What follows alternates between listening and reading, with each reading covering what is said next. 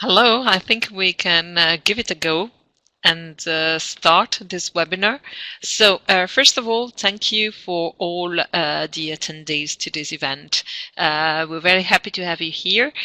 So as you know, as part of the work that we're doing with I-LINC and with the occasion of the EU Code Week, we're organizing a webinar marathon. So Tullia is the first speaker on this marathon.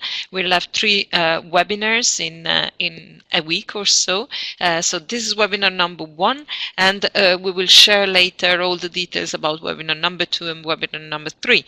Tullia, thank you very much for participating to this webinar and starting this adventure with I-LINC. So just a few words. I don't think that I need to introduce Tullia very much. So I'll just introduce her, not on a professional ground, but on a very personal ground, let's say.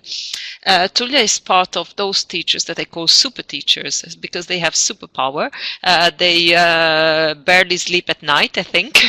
They wear a cap and they make magic tricks to make education being innovative, engaging, and I think I was very pleased when I met Tullia personally 2 years ago.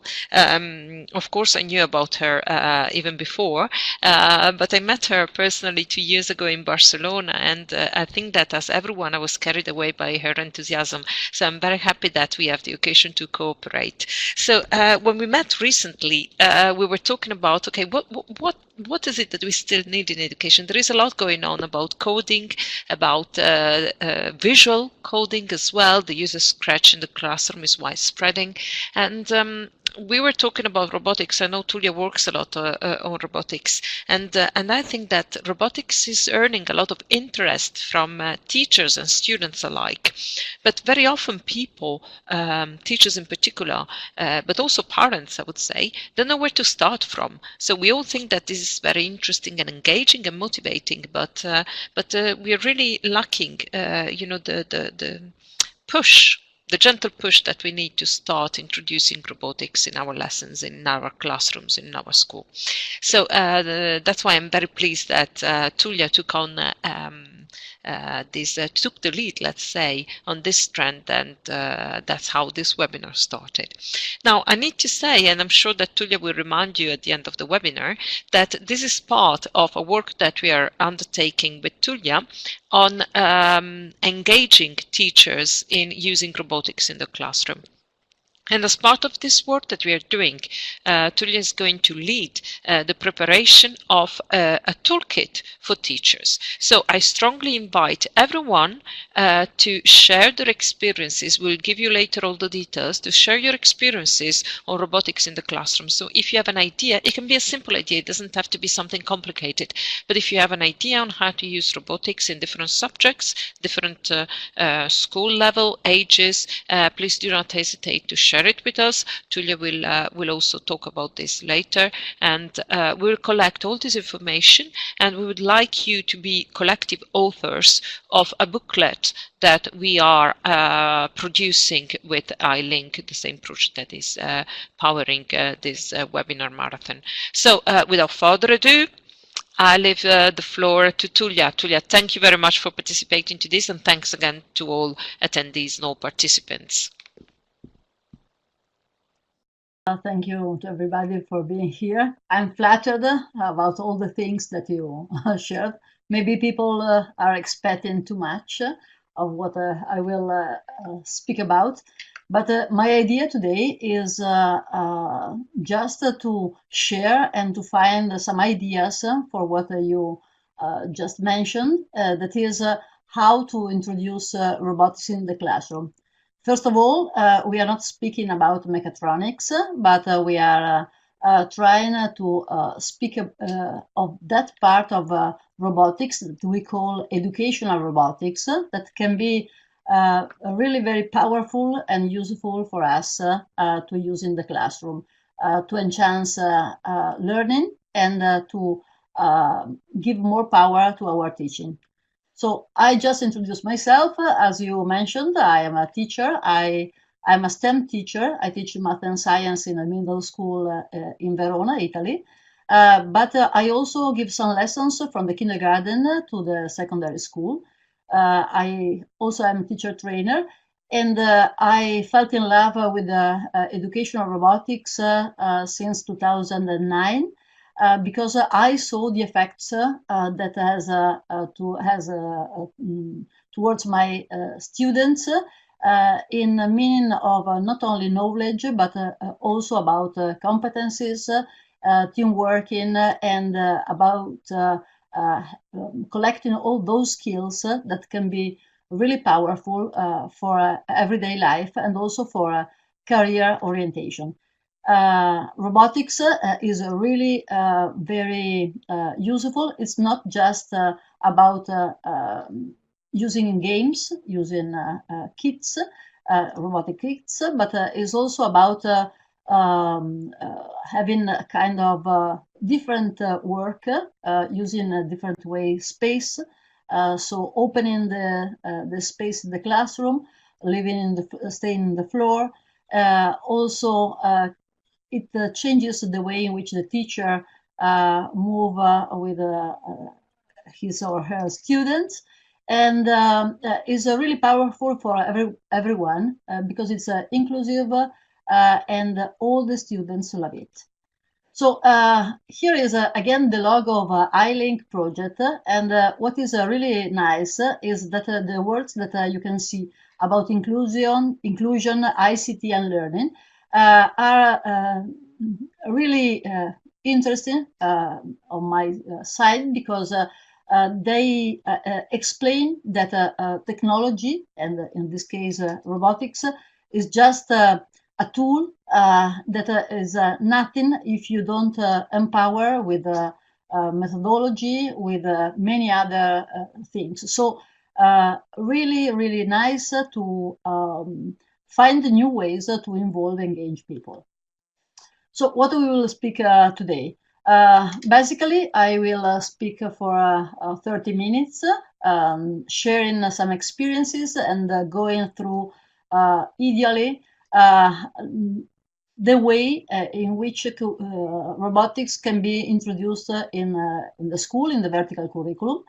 And then I will be very happy to share with the other participants some ideas because we need the help of all the participants and also other colleagues. So what we will speak about today, I hope will be shared also with colleagues.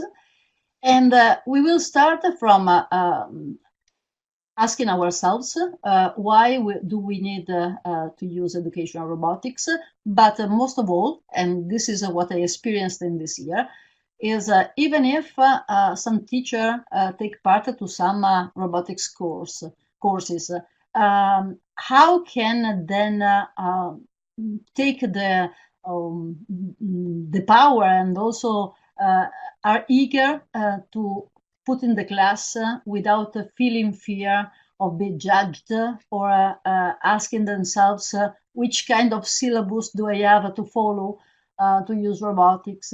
So we will just go through the meaning of constructivism and also constructionism, because robotics has a very deep foundation on Seymour Papert and Piaget theory. I will not go through them, but just mention. And then I will follow a path like when you start from the kindergarten and go through in the primary school and the middle school, in which you really experience how to work with robotics. And then if you are enough fond of STEM subjects, you can follow a path, follow a career through which maybe coding and robotics can be used more in the learning. Speaking also about tinkering and prototyping, and then sharing some ideas together. So, why educational robotics? Robots and robotics kits are very nice because Every time you bring in the class, you have the attention of students because they relate robots with games.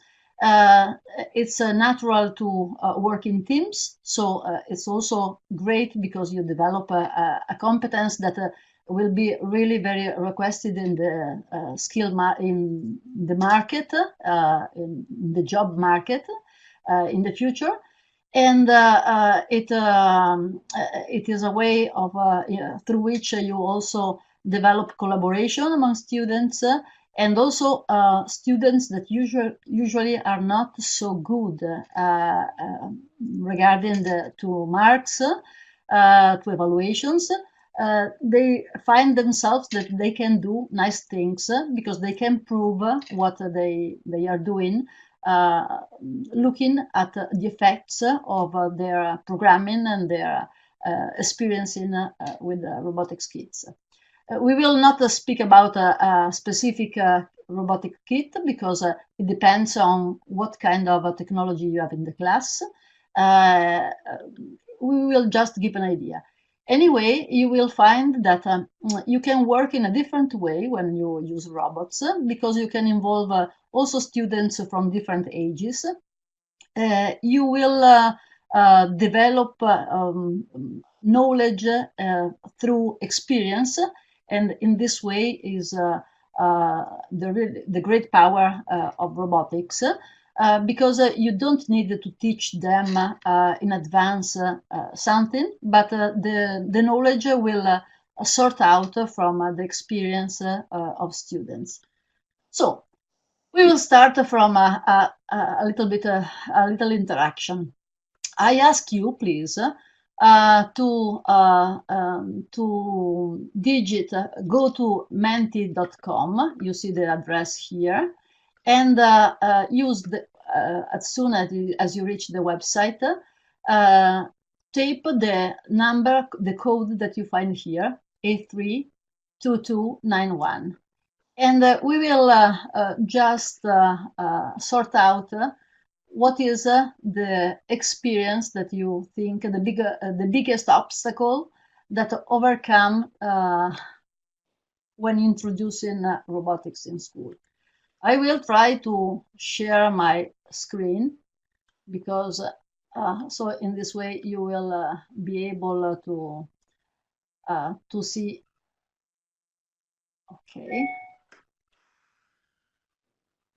Okay, sorry, but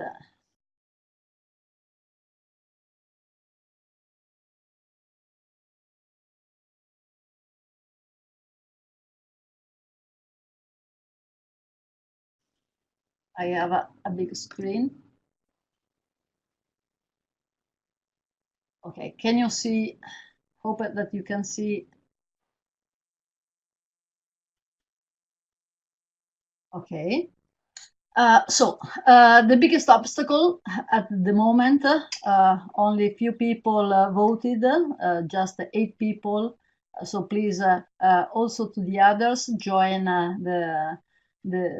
our Mentimeter. It seems that the lack of confidence at the moment is what is one of the biggest obstacles, and also the lack of support. This is something that many other colleagues share. But what I can tell you is I'm not an engineer. My degree is in forestry sciences, so nothing related with ICT and technology. But I found that if you know very well your subject, the subjects that you are teaching, and you just try by yourself little things and start with the things that you are more confident, students will help you in going through, they will give you help, so you will be the one who will lead the lesson, in the sense that you know what you wanted to sort out from the lesson, but your students can help you through the technical things. For instance, last June, I took part to a course on the use of Minecraft. That is really something really powerful to be used in the class. But for sure, I'm not so good as like my students. When I brought this tool in the classroom, they helped me going through the technical things in how to. Sorry, but I need to go back. Okay. They helped me going through the technical part. So what is really important to know is that is you don't really need to have the help of some technicians, but just try with the little things. The power of robots is that they can act as learning mediator. So after the first try, you will find some ideas on how to use them. In this picture, you can see some students from the second grade.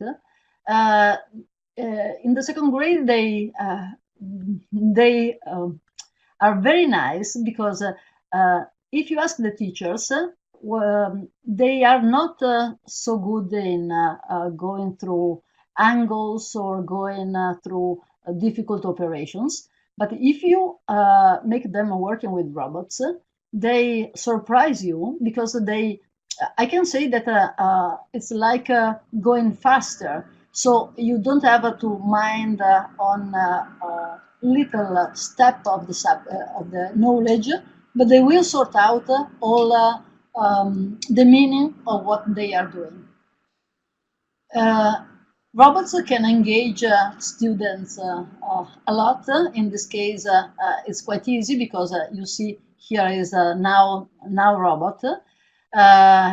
Students love very much when they have robots, and especially certain robots can attract them more than the others.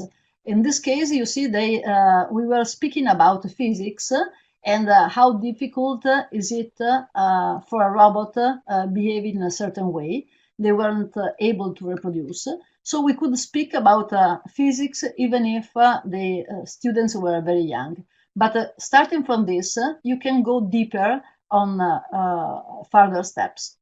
So robotics is powerful not only for STEM teachers, but for all, you can use in many subjects because you can involve students, you can stimulate motivation, you develop several kind of competencies. I can say all the key competencies because the students can learn by doing, they can go and express themselves, so they can go and develop the mother tongue competence, speaking in mother tongue, speaking in a foreign language, they can work in teams, so all the key competencies.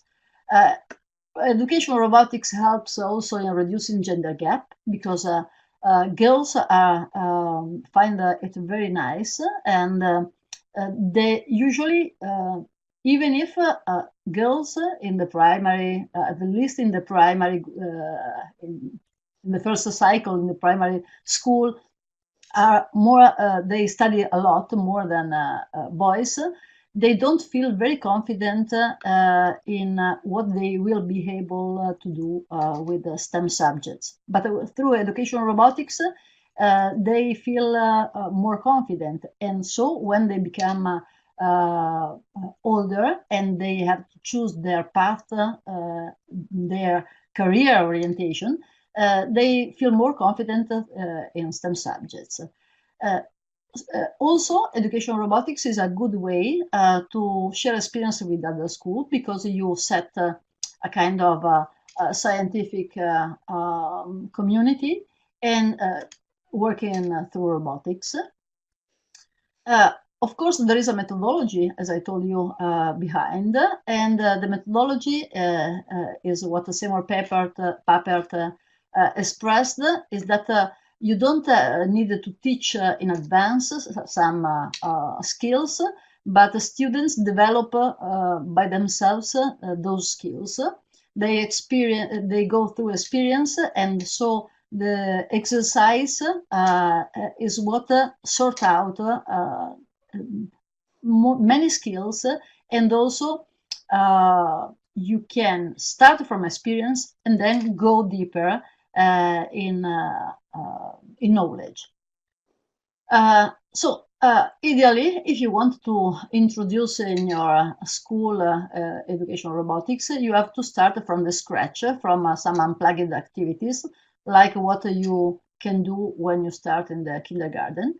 And unplugged activities means that you don't need really to use robots, but you can go through that part that we call psychomotricity. So just an embodiment, move students through the class. The same things that you here see in the kindergarten, you can use in also in the middle school, for instance. It's if you start in the earlier age, you find a lot of benefits, but you can start in which level you want.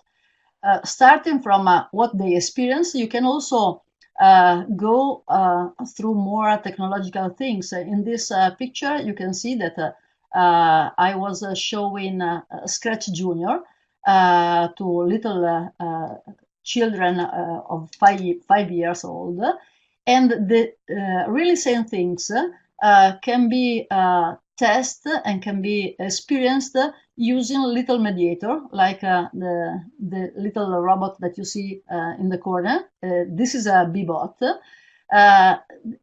This is a robot that don't need to be used with the computer, because students can just act on buttons.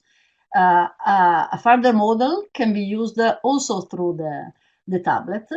And what I find really strange is that for my colleagues who work in the kindergarten, they found that it's too early to expose students to the use of technology. So this is a barrier for some reasons to introduce robotics in early age. But what I can say on the contrary, on the opposite, is that usually little children use tablets or smartphone from their parents just to play games. But in this case, they can create their games, they can understand many things, and starting from the robotics, they can also move from just being just consumer and building their own games. Going further from the really scratch, some powerful exercise can be done with other kind of robots. In this case, you can see Cubetto. Cubetto is, I can say that it's an unplugged activity, but indeed, the little robot that is the cube that you see on the floor is controlled by a board, a wooden board, in which students put some little instructions, the plastic instructions. Each piece has a meaning, and you can also speak about loop, subroutines, starting explaining concept about logic. So it's something that usually at this age you don't use in the class, but when you start using, you really find some surprises. One of the advantages of this year is that you can program robots also without knowing really knowing programming language, because many programs are in blocks. In this case, you can see the activity that I show you in the picture is led through Scratch Junior, and here you can bring it to students that are even able to read, because it's just a drag and drop activity and each script, so each little piece of software can just snap together with the other, and you can start explaining the difference between a series of actions instead of another series. As I was mentioning, it's not only for STEM teacher. In this case, for instance, if you change the order of the scripts of the action that you put in the software, you can, for instance, teach a foreign language. If I'm thinking to English, changing the order of the scripts, you can change from affirmative to affirmative sentences to question sentences. So it's just about fantasy. I can say that teachers need to be a little bit creative and try to think like children, being again to the Scratch. After the first activity with the Scratch Junior, you can go further with Scratch that Anushka mentioned before. In this case, I was using Scratch in the first grade, and you see the children gave me a draft. This is in the picture. This is me. So they are even able to write properly, but they are very good when they see the effect of things. So robotics can help in this. If you want to go a step further, you can make students not only working with Scratch, but join some few, how can I say, little boards like the Make or Little Bits, and you can make students building themselves a joystick. Here you have two links. I can also share the video.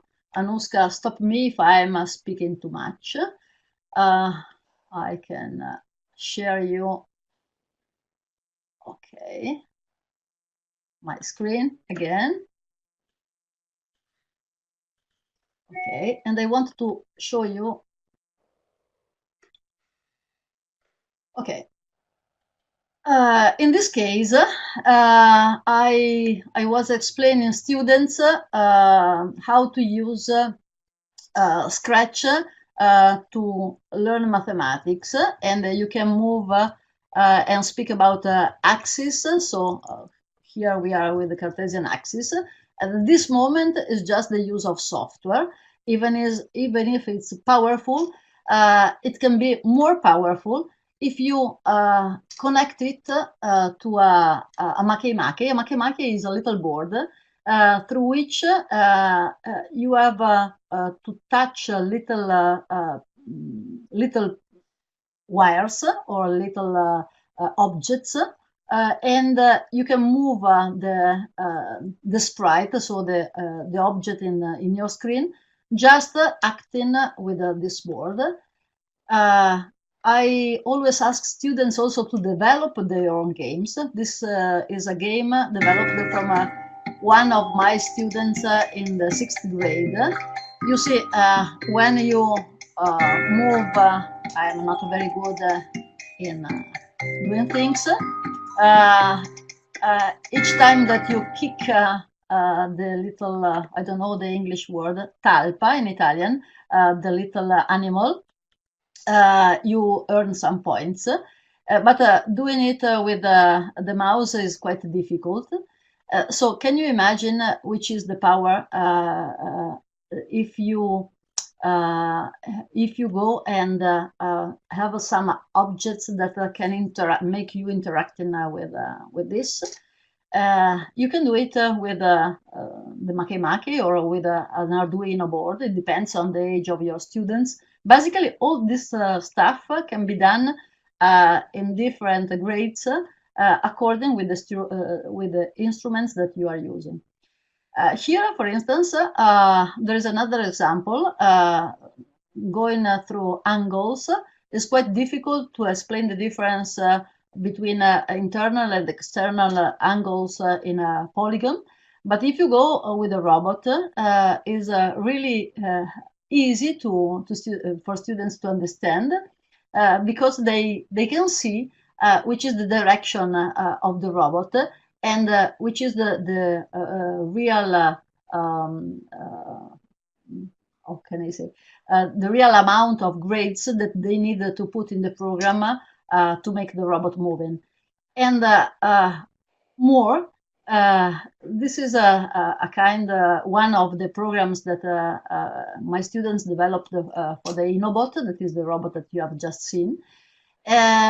Here we were speaking about variables and functions in the 6th grade. Usually, this is a topic that you develop as a teacher in the 8th grade, and it's quite difficult for students to understand. But it's quite normal for them to understand how to go through functions and through variables if they can see the effects. So you can also you spare some time and you can use this time to develop other kind of skills that usually we don't have time to see and to use in school. Logic, for instance. Logic is something that we really need when we want to be creative. Also, games that maybe many of your son and at home use, like Minecraft, can be used to teach physics or to teach many things. But if the students just stay on the software, it's like closing them in their own world. So can you imagine what is the power if you connect Minecraft, so a software, with the real world, so a virtual world with a real world, for instance, through the use of little bits modules. And you can also speak about Internet of Things. So you can explain how things work. And I think that really you change the way in which you give things to students.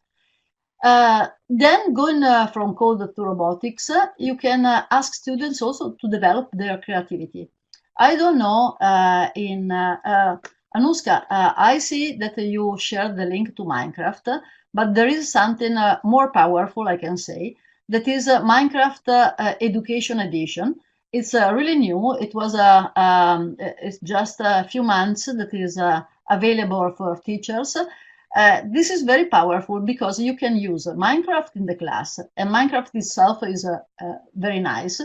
But if you use Minecraft Education Edition, you can set a class. The teacher can collect all the students, make them moving through one word. Thank you very much, that one. You can also use code inside the environment. It's one code very easy to be used. It's a block. You can use as a visual programming, block programming, or in JavaScript. The code is developed is a make code is developed from Microsoft. But what is powerful is always to connect, in my opinion, coding to robotics, because just coding is something that close students, at least in the primary grades, in their own world. So the difference is that they can develop some skills, but through robotics they can develop also social skills. That is what is really powerful to be used. I see here that there is a question about if the Minecraft Education Edition is for free. It's not for free, but it's very cheap. The license, I think it costs around €5 or €5.50 per year per students. That is less than the price of the app that they download in their own tablets when they want to work at home. I asked to my students at the end of the school, and all my students said that for them it's not a problem. Anyway, if you think it's too much, you can, yes, Scratch is free, but Scratch is something I don't want to say that you don't have to use Scratch. I use Scratch a lot, but it's something complementary. It's something that you build completely different things.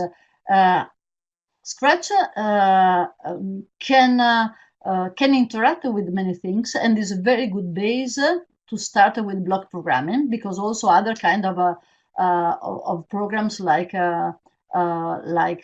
make code like Blockly are based on the same block programming. But through Minecraft, you can build an entire world. You can do different things. So I can say that you would need to use both of them, not one instead of the other one. Something that is important is also to teach students how to model things, how to modelize things, sorry, how to build prototypes, how to create a model that can be useful to teach many other things. So you can also use tinkering combined with coding and with robots. So tinkering is about the meaning in the dictionary is just to make small changes to something in order to improve or to repair. But when you use tinkering in the class, you can go further. You can experiment which materials you can use, which ideas are powerful, and which one you don't have to consider. You can develop creativity, so you can combine all the things that we mentioned before. According with the things that you have, you can combine also different things from really basic things, so starting from storytelling and just experiencing little things, going deeper. In this case, in this picture, you can see Arduino module in little bits, combined with some other modules, and we were speaking about it was about the probability. I was asking students, you can see dado is dice. So 6 and 2 that you see in the picture means that you have thrown 2 dices, and the sum is 8. So we are speaking about probability, but what is more powerful is that from this we can, yes, this is a little bit, you can go further, and we collect data. This is Excel with a little plugin that is a Cordova project. This is something developed from the Hacking STEM team in Microsoft. Through that, you can collect the data that DICEs sort out, put on Excel, and of course you see in the background you need to program in Arduino, but you can have also some examples. Through that, you can explain students that if the number of data is not bigger enough, you cannot develop the Gauss, the normal curve. So you are speaking about some concepts that usually you speak with at university or in the high grades. But in this case, you can also see the effects of what you are doing. Is not just giving knowledge, giving things to put on earth. How old the students? The students with Excel graphs were in the 7th grade. So in Italy, seconda media. That means around 12 years old. Here is an example of tinkering. So the idea was to create a circuit. So we were speaking about home laws, and also creating something like the game, the Happy Surgery. This is a game that I was used to play with when I was young. So starting from some that students can experience, you can go on other things. I see a lot of people, sorry if I interrupt, but I see a lot of people that I'm happy to see here. Hello, Elaine. So how can we use robotics if we don't have enough ideas? The first thing that I would say is to collect resources, try to find ideas from others, take part to some courses. Of course, the first thing is at the beginning, just to try to take part to a training course. If you can, the best option is taking part to some workshops. But if you can't, or if you want to add something more, you can go through the web and stay at home with your time. For instance, here you can take part to some MOOC, some massive online open courses, like the one in European Schoolnet. Here you can see two courses that they developed in past years. They are finished now, but the material are still available. So I suggest you to take a look around. Something else, here we are inside the I-LINC project, and in the I-LINC there is a section inside the communities of I-LINC. I share again my desktop, so I will show you how to do it, because I think that is really useful. Okay. If you register to the I-LINC portal, to the I-LINC project, there are so many things that at the first time you get lost, but it's nice to go through different part of the website. Here you can find the communities, and if you go in communities, you have several communities with a lot of interesting things. One of these is digital skills. So if you register to digital skills, I am inside this community. You can find resources now that we are in the code week, for instance, to start with coding. Resources collected from many how can I say, resources, directories in many other parts of the web. So here they are collected, how to organize an event, just a for instance. second. Yes, But just a not second, only, Tullia, sorry to interrupt here, you. can Just to go tell everyone also that basically from in the resources section here, that Tullia go was on best sharing practices, with you, so if you can go back one, please. If you go one page back, Tullia, in the community. Yes, that's it. No, in the community. Yes, in the resources of the community.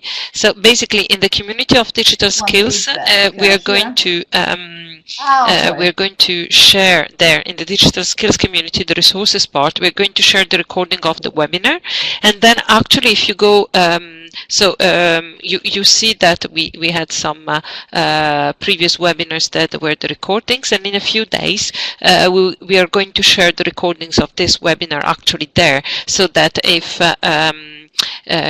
you were not able to follow everything, or you arrived later, you can find the things that you missed, or even if you were there all the time but don't remember an exact point. And then in the forum discussion that there is there, you see there are resources, forum, and members. In the forum discussions, we have a thread that is already there. Robotics toolkit. So this yes, that's it. So in the robotics toolkit, you can share actually there your you just go there, click, yes, that's it, and you can share your ideas as like a forum. You can reply to that message and share your ideas on coding. Thank you very much, Tullia, for this.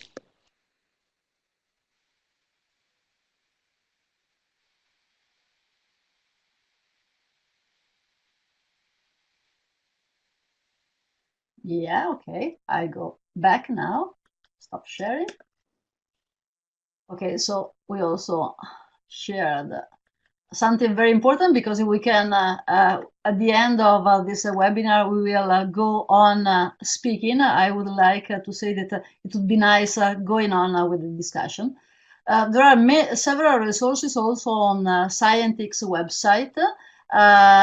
Just looking through the, I'm Scientix ambassador for Italy, one of the Scientix ambassador for Italy. In Scientix is so big at the beginning, someone can think that he's not able to find all resources, but it's really a hell of resources. Here there is an example from the Moodle, one of the Moodle courses of Scientix, through which you can start using the EV3. It was developed from an Italian Scientix ambassador, very active and very good. And also you can find it in your own language or ask it for the translation for free. So many things can be found quite easily. It's just enough. Yeah, in the chat, Elaine is agreeing. We have a lot of ambassadors, Scientix ambassador here, also Costantina. I didn't see all of them, but many others. And they agree on what I shared. So now I ask you to start with another part of interaction, that is what Anushka mentioned before. Here is a Padlet. A Padlet is a virtual wall through which I would ask to people to share their ideas. So we need the help of many of you, of all of you, and someone else. As Anushka mentioned, the idea is to prepare a toolkit, not the idea, but the reality is to prepare a toolkit on robotics. If I do by myself, I can share my experience, but it's not really complete. I think that what we need, and this is the really great power of working with robotics, is to share in the community all the things that works and the things that don't work well. And this is also a way to find the resources for teachers to work with robotics. I go again in sharing the screen, and here I show you how to use the Padlet, because this is something, if I found it, I prepared, but I cannot find it. See, yes, here it is. So this is the Padlet. The Padlet is a wall, a digital wall, in which through which people can share their idea. Just go on the corner, the right corner. If you click on it, you can just write your idea, and I don't know from where to start. No, where to start from. In this way,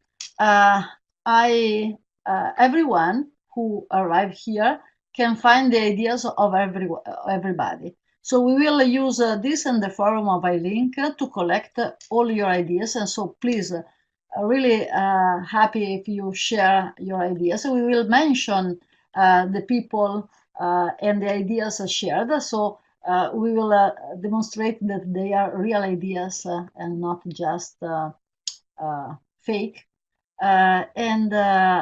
But we need the help of everyone. So I stop speaking, and this is your turn. So if you have any questions, first of all, Tullia, I think there were some questions in the Google form that we have received. And there was a question in the chat that I'm not sure you replied to. So how old were your students when you use Excel graph with them?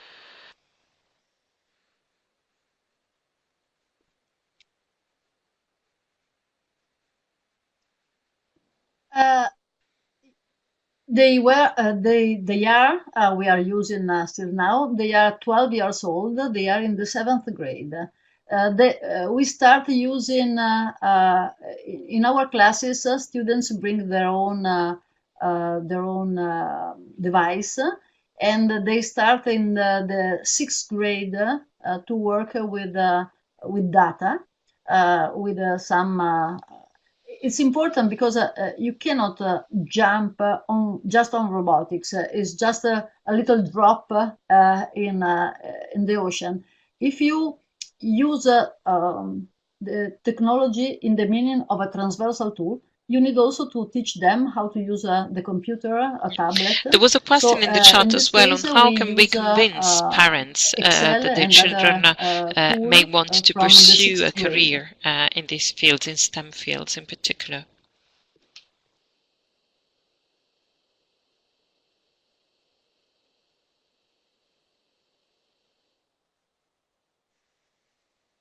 I think that the collaboration is one of the clue. I tell you something. In Italy, we got some funds. We got a lot of opportunities of running projects because we have some opportunity from the Ministry of Education. My school got some funds, and we present a STEM course, in extra hours, extra curriculum, and we needed to have at least 20 people, 20 students. In 2 days, 57 students enrolled to it, and we had to close the inscriptions, so other 20 stay out. And the parents were impressed because it comes from their students, their children. If you show students what you can do with things, they also change their games. In our case, for instance, we as students bring their own device or ask for some robot for Christmas or for the birthday present. Uh, we uh, we started with things at school, and instead of asking just a console to play, they ask what can I say? Not now, they ask also now, but now it's quite expensive. They ask as a present a tablet, a robot. So parents become involved naturally. And it's not also about the price, because I think that they are cheaper than a lot of smartphones that students I think so. We're have receiving as a several present questions in the in the chat, but primary I would school. like to take a couple that came from the Google. I So, don't know if I answered the question. wait a second. There was one on when to start introducing robotics in your classroom, and here in the chat I see that somebody is asking how to use robotics when children are 5, 6 years old.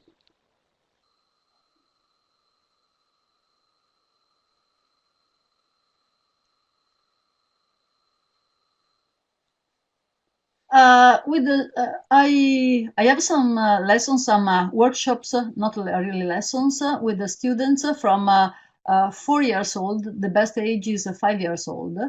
We use unplugged activities like with the B-bot or with the blue bot. And with the blue bot, at 5 years, they are able also to control them through the app. Also, we use a lot of Cubetto. Cubetto is great because we can speak about logic, if then questions, or if something happens, then do this, else do something else. Or we can, if you don't have money, we can start just with unplugged activities. You can we if you don't have the chance to start in the kindergarten, at least in the first grades. In the first grades, you start again with some activities, unplugged activities, then Cubetto, Bluebot, Bbot, and then go further with Lego We Do. I can say in the first grades of the primary school, Lego We Do is really powerful, and through all the primary school. You can also find the cheaper robots, because I'm not speaking about one brand instead of another, but some kind of robots are easier to be used. And if I'm a teacher and I have students in the high school, I can of course use Arduino or other kind of cheap stuff. But if I need to give them skills, I prefer to use Lego robots, Dash and Dot, Bluebot, things through which I can make them developing skills instead of um, spending too much time to go on technology. I'm teaching math at school. If there would be some other colleagues helping with other things, with the technology, it could be There was another done. question But in this about, case, I have to yeah, choose to there make are it many questions actually. easy So there was another question robotics related to be used. to chemistry, in the use in chemistry. A lot of,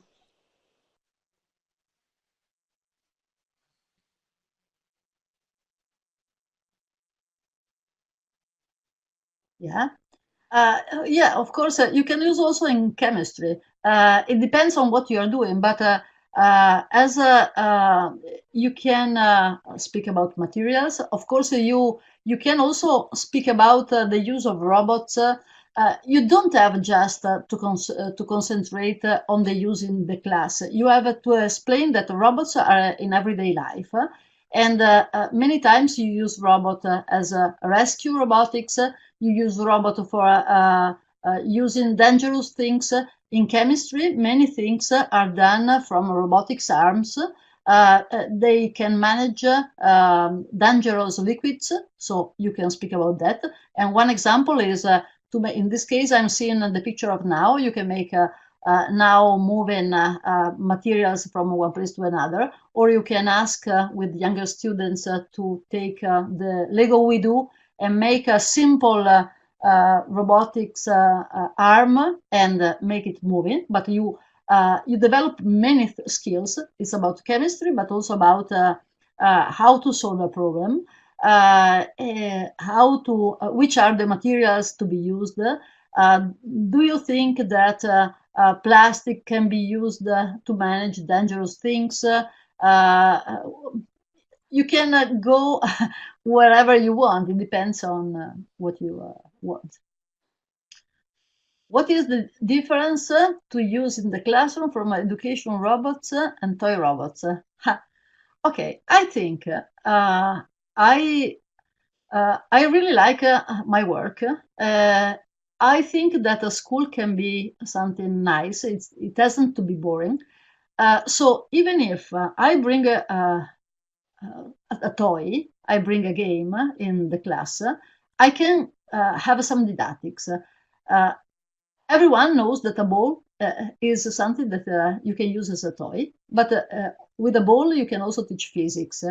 There are some robots that are seen just as a toys, but with toys you can attract students to some things and go further to some others. I hope that this is something that we And always that's are very interesting. Now, there is another speaking question that about. came through the Toy Google form. Can we make learning or customized play. robots from I think that recycled we materials in the can classroom? combine both of them.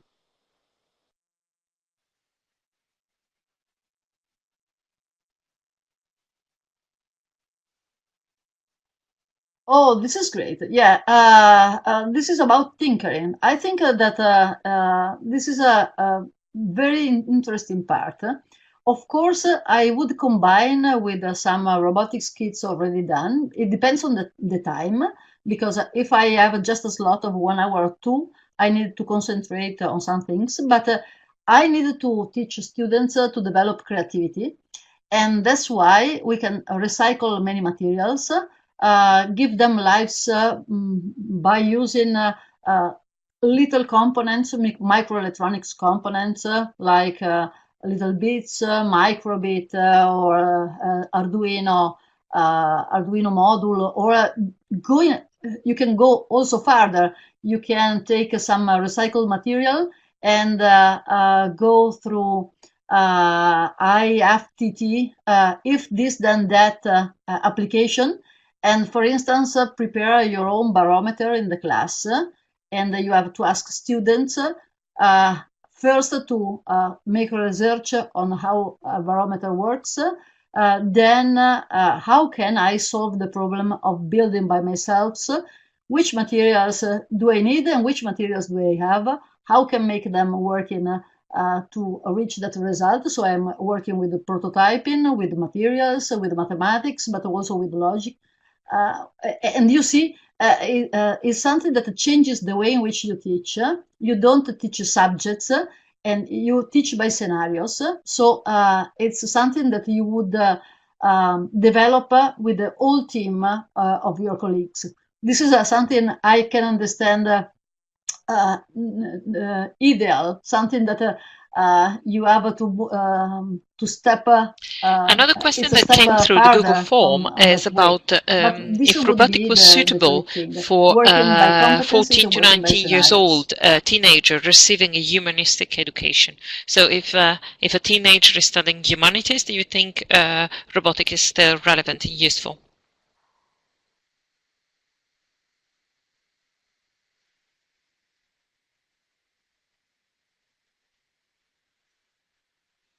Yeah, I think that robotics is for everyone. There is a very important part that you can develop about the humanities. Of course, speaking about machines and about humanities is a very, very deep problem, a very deep question, not problem. You can speak about robotics. You can ask students to work on the communication between humans and machines. I have a very good friend who is a Latin teacher in the high school, and she always uses robots. For instance, you can make your robot, if you teach of humanities, you can make your robots playing a chess game. It's about mathematics, but it's about also logic. And if you stay inside these questions, these topics, you can see that humanities and technology are really, really very strict. And many things that you teach with robots can be taught in mathematics, but can be taught also in grammatics, in syntaxes. Syntaxes can be taught also in programming language. And this is something that it's not only about STEM. STEM can be helpful because it's a good starting point, but it's about the world in which we are living, in which you have to think that human beings are much more better than machines, and there are no machines that can be better than us. And it's something that we have to teach the difference to students between a war. War are always bad, but a war conducted by robots is much more bad than a war face Tullia, to it face has between been people. not only So there are informative a as lot of people were topics that you saying, can I think develop it through was robotics. already very inspirational. So I don't think there are more questions, but if there are, please do not hesitate. Meanwhile, while you're thinking whether you have other questions, I'll just share here the link to the next webinar that we're going to have in this webinar marathon, just in case you're interested, because I saw that many people were interested in Lego and in deepening a bit this part of robotics. So we're going to have a webinar next Tuesday, same time, that is computational thinking with Lego education, and there we do have a bit of an in-depth understanding.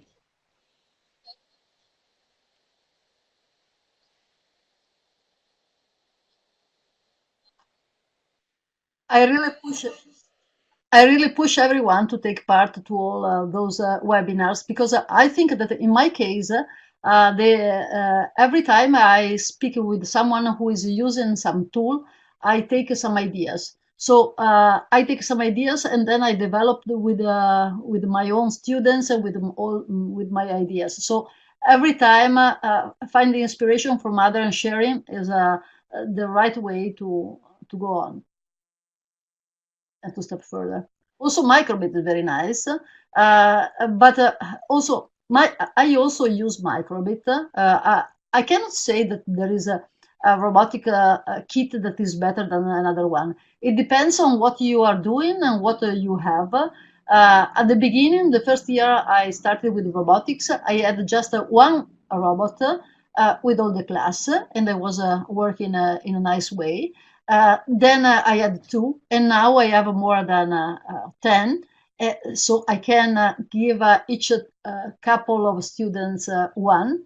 But I think that it depends on the situation. So it's about what you are doing with technology and not with which technology you are using. Also because technology is developing so fast that we need to learn how to use machines, how to take benefits from machines, but not Indeed, Tullia, I couldn't agree use more. just Thank you one, very much because otherwise for all we this. So just another thing I stay wanted at the to share place in with all which participants is we are not the able to activity develop. we are, so it's a learning opportunity as we call it, that we are now doing with I-LINC. It's just about coding, it's not about robotics, but it's a small yes, it's a small activity that could be done as a starting point, indeed. It's called iCode, and there you have examples of how to create a video game using Scratch. It can be something very nice just to start doing an activity. If you don't feel too confident, that could be a good small activity that you could undertake with your students. And then I strongly